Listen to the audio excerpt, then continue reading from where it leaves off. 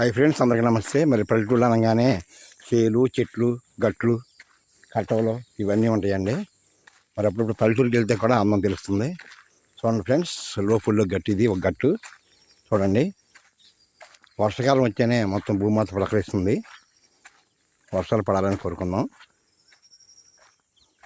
సూర్యభగవానుడు అస్తమిస్తున్నాడు ఫ్రెండ్స్.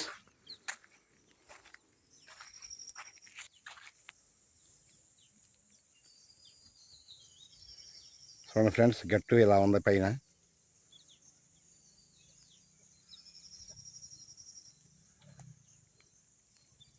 సూర్యభగవానుడు చూడండి ఎలా అస్తమిస్తున్నాడు.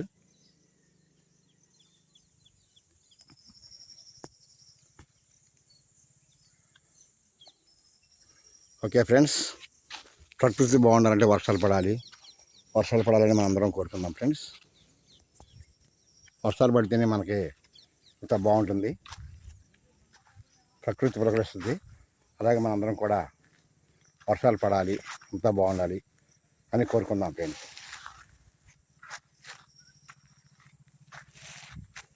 ఓకే ఫ్రెండ్స్, నమస్తే.